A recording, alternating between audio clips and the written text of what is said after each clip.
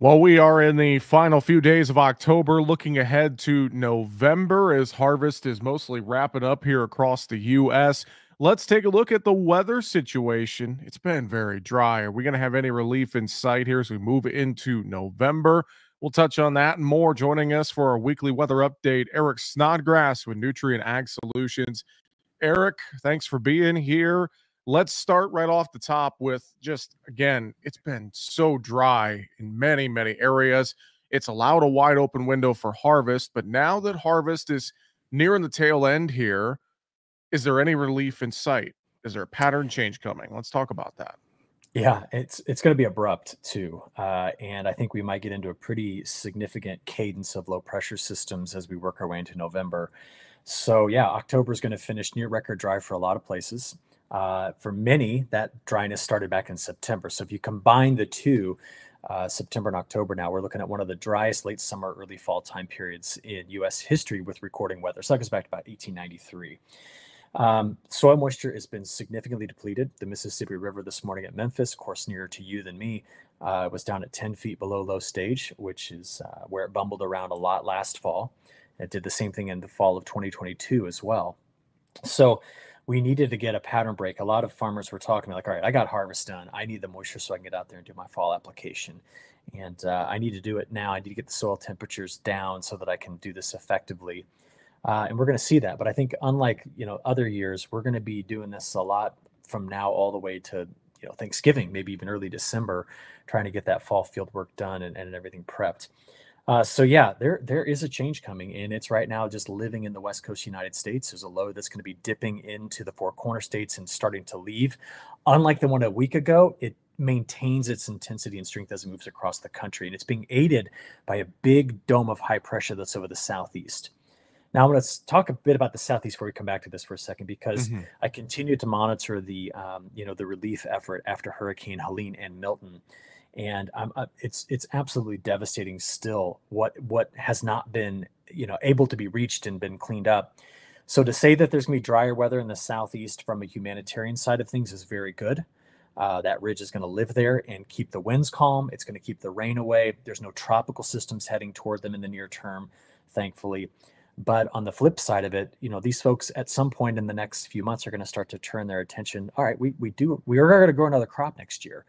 And with all the dryness we're forecasting in that area, I think it's something to pay close attention to going forward. But that ridge in the southeast is what opens up the Gulf of Mexico to us, Midwest. And there's a pretty big stripe that starts in the Red River Valley of the South, goes all the way to Wisconsin, where we could get 1 to 2 inches of rain in places. Now, every map you're going to look at that's going to show you how much rain is going to fall. It's going to smooth it all out, make it look like just a big area. But Wednesday, it's all going to start off as storms. Getting into Wednesday night and Thursday, it's going to be this broad frontal boundary sitting on the western edge of that high pressure cell that's over the southeast. And there will be some areas that pick up 2, 3, 4 inches of rain, no doubt about it. There's going to be some spots that over a 3-day stretch get that much rain. But I think when it's all said and done, we're going to look at the area that was forecast to get all the rain and the area that does it, and they're not going to match up as well as we had hoped. So I have a feeling there's going to be some folks that are going to be disappointed after this first round. So you got another one. It's coming November 2nd, 3rd, and 4th. It's going to start in the west again. That wave today is over Siberia, so it's on its way. It's coming. And it could be another big wind maker. Winds again in the plains, like we could get with this first system, 30, 40, 50 miles an hour. We'll get that again around maybe the 3rd and the 4th. And it'll open up for more rainfall in the midsection of the country. So week 2 looks just as wet as week 1 does. Mhm. So yeah, that's just the next 2 systems. And right now, I don't have anything that would tell me to tell you that November is going to look like October at all. All right. Mostly rain events. Could we see any snow out of any of these systems? I'm thinking far northern areas, the northern Yeah. plains, et cetera, Eric. Well, if I had a trip to like Fargo or Sioux Falls, then I could guarantee you that there'd be snow, but I don't.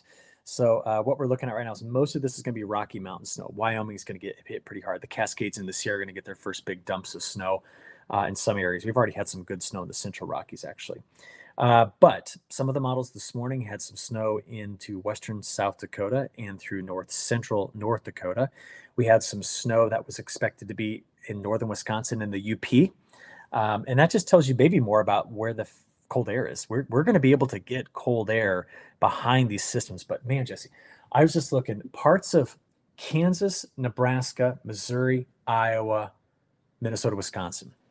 We expect that little stripe early this week to see temperatures 30 degrees warmer than their historical averages. And then by the time Halloween gets here, right back to average. So, I mean, just this huge sweep in temperatures, all depending on where you are on that front. And the farther you get away from it, the better the chances are of the colder weather to the north and west. And so, yeah, there might be some snow in the plains, the northern plains, maybe some around the Great Lakes as well. But right now, these next two systems today, as I look at them, don't seem to be big snowmakers, especially the first one. The second one we'll watch carefully, though. All right. All right. Thinking about this a little longer range, getting a little relief here, it sounds like, but thinking about going into next spring, what happens if this dryness sticks around into next spring, Eric? Yeah. So the question I think that I'd add to that is, does this break the drought? And the answer to that is no. What comes through will it'll help. It could go a long way, but we're in some places making up deficits that are 2 months long, right? We haven't had these systems for 2 months. And remember, when any moisture comes in, the first bit of it goes into moistening up the topsoil. We evaporate a lot right into the lower atmosphere, and a bunch of it runs off. So it takes repeated systems. Now, could November have that? Yes. Could November undo the long-standing drought? I don't think it can. Unless November is so far off the charts wet, which none of us are forecasting, I don't think it can outdo this. So last week I did some work on this. I said, well, what happens for the Midwest and the Great Plains specifically in those years where there is major fall drought development? And nearly all of them carry that into the next growing season. Some didn't, but 6 and 10 did.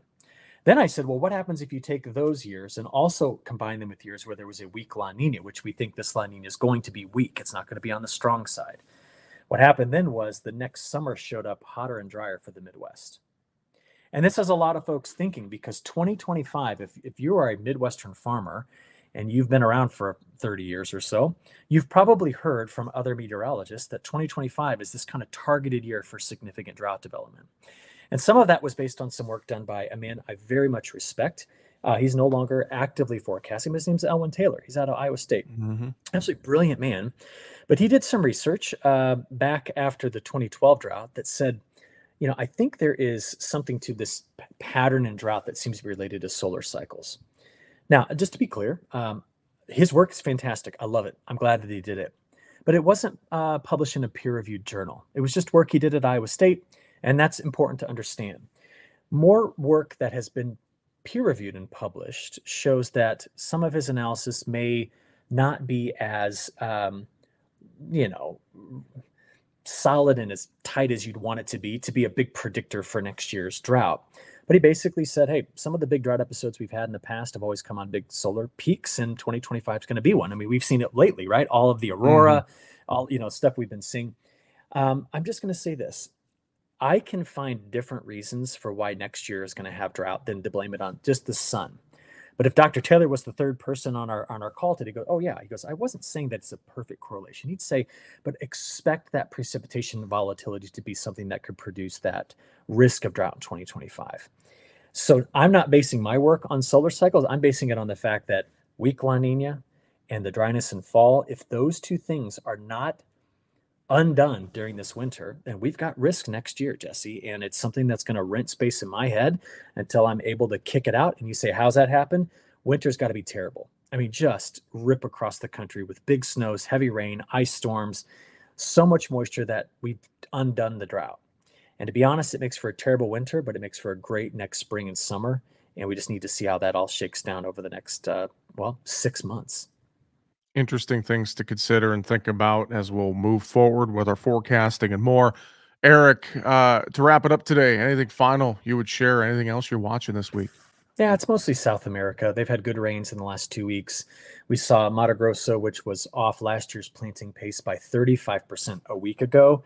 Well, on Friday's update, they are now only 15% off of a year ago. They're very close to historical averages for this time of year, which means they're going to finish this month of October with better than 70% of the crop planted, I think, when it's all said and done.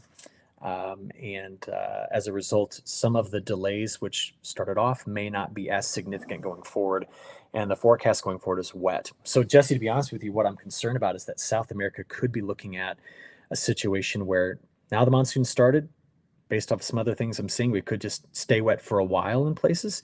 And that could mean something for when they go to try to harvest this crop in about 3 months' time.